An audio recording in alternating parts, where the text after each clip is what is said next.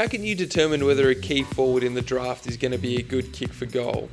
And how often do players actually improve on that at the next level? Hey, it's Jordan Keneal here, and in the scouting report this week, we're going to take a look back at the last 10 years of the draft to try and determine whether your goal kicking accuracy in the under 18s is a good way to project what it'll be at the next level.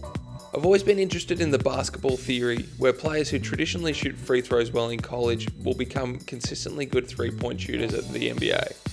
And there's of course the fascination with drafting a wing player with size, in hope that they can develop a shot later, just like Kawhi Leonard did. But as we've seen from all the flameouts in basketball, it's actually really tough to make a non-shooter with all the other intangibles into someone who can actually become a 3-and-D wing. For me, that conundrum is the same in footy. Can you draft a big, marking key forward that can't really kick and make them into a reliable set shot? Alright, let's get into it. So since 2013, there's been 26 key forwards selected in the top 20. We're going to take a look back at their goal kicking accuracy in their top age year, and then contrast with how it's been at the top level. I'm not going to use data from the national championships, as that can be such a tiny sample size for most players. Admittedly, in the under 18s, you only get data for goals and behinds, and complete misses are not easy to track.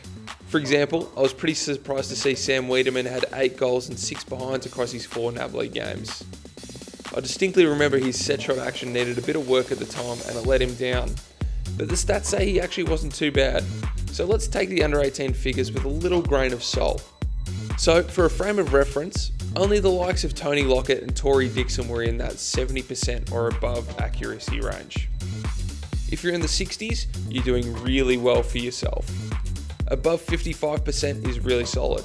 Anything 50 or below and you're starting to shoot yourself in the foot. So here's the 26 players that we're looking at. I'm immediately going to cross off the following players. The whole 2013 section with Tom Boyd, Cam McCarthy and Michael Apnis. Look, they're all out of the league, let's discount them. Paddy McCartan's full goal kicking details from his TAC Cup days were unavailable, but the eye test said he was an excellent kick for goal at that point. In his time with St Kilda though, he had one season with over 60% accuracy and the rest were bizarrely at 32% or below. So that's far too erratic to draw a conclusion from. Jared Brander, Callum Coleman-Jones and Fisher Mackesy have found themselves in multiple roles and they've only got a little bit of data, so they're out. We've got a couple of guys who are worth discussing but hard to draw conclusions from. Mitch Georgiades missed his top age year, but he kicked 8 goals and 4 behinds in his bottom age year. His last 2 years at AFL level were both above 50%, but this year has been a weird one where he's just below 40%. Jamari Ugle-Hagen's in a similar boat. He kicked 24 goals from 9 games as a bottom age player, but COVID wiped out his top age year. He's kicked 24 goals and 11 behinds in the AFL so far, but sits at 50% accuracy overall due to some complete misses. Riley Thilthorpe kicked 8 goals and 2 behinds in his top age year. Logan McDonald was also really good with 21 goals and 12 behinds at the same point.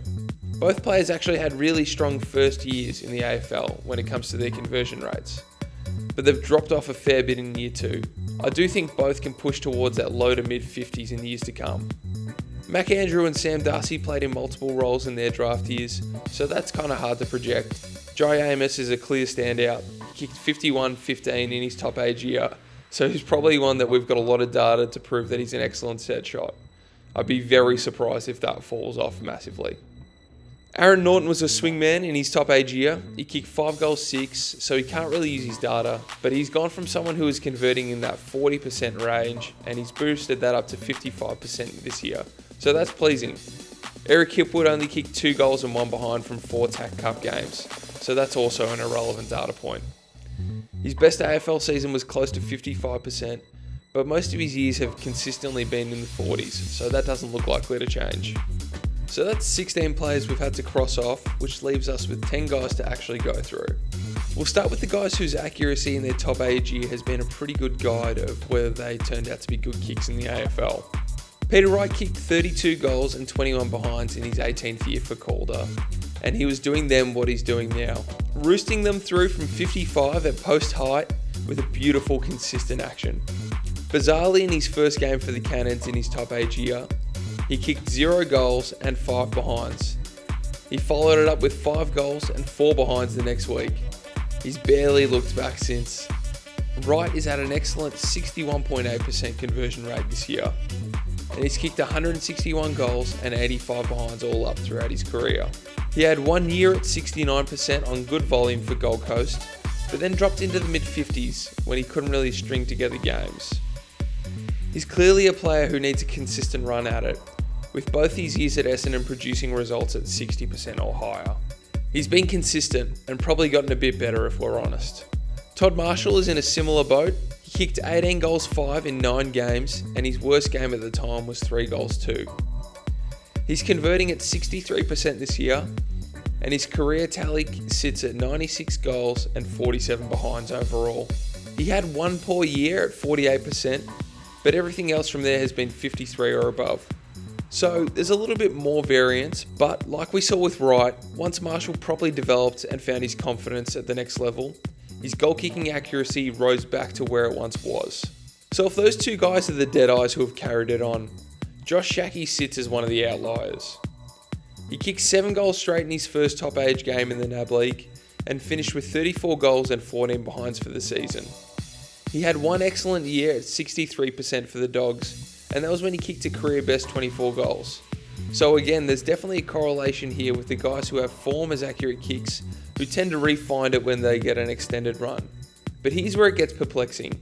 He sits at just 36% this year, and he's got a bunch of seasons in the low to mid 40s. His career tally sits at 78 goals and 52 behinds, but he's got a lot of complete misses that have really killed his accuracy. Another outlier would be Jack Lukosius. He's obviously one of the best field kicks in the competition, and he had a reputation as a deadeye right from the jump.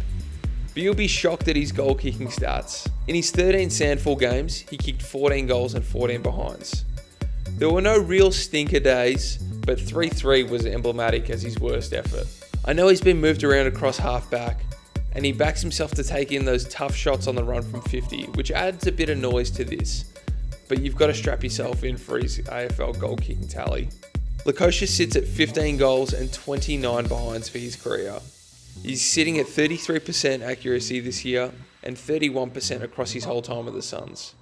I can't really wrap my head around it. Now on the other side of the coin, there's the guys who this study is really made for. The dominant marking players who generate a heap of scoring shots. But are we sure their shots will actually get better? Max King's a prime example, but he only had one NAB game in his top age year before injuring himself. He kicked a whopping 8 goals, but he had 5 behinds 2 on a pretty windy day. In his AFL career, he's kicked 106 goals and 86 behinds all up. His first proper season was at a 46% clip, and it's only just creeped up to 49% this year. So Max has been consistently erratic. It's nice to see it's trending up slowly, but it seems to be pretty emblematic of where he's at. Sam Wiedemann was a great marking target in under 18s, but as we've seen in the AFL level, he's clearly a player that needs confidence to get up and going. There were no terrible days in the NAB League, with his least accurate performance being 2 goals and 2 behinds.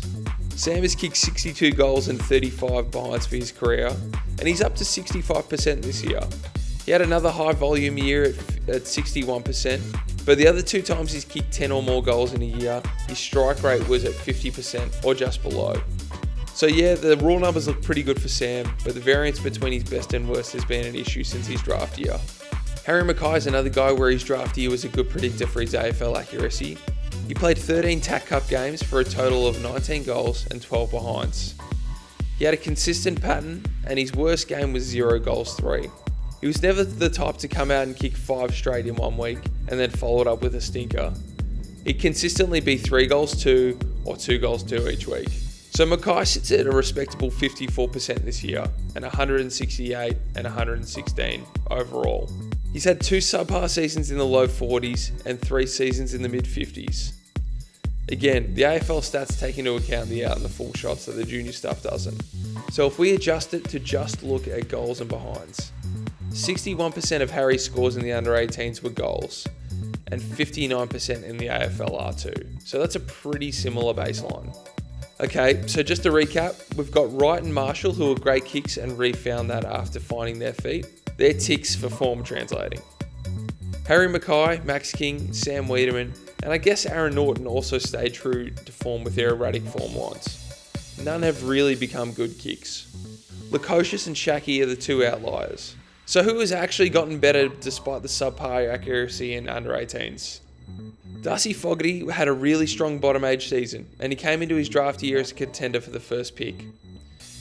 He had a really weird top age year. He was thrown around in different roles and only kicked 3 behinds and 0 goals in the SANFL. I've decided to keep him in the study despite the lack of data because his story resembles Harry Lemmy in the 2022 draft crop.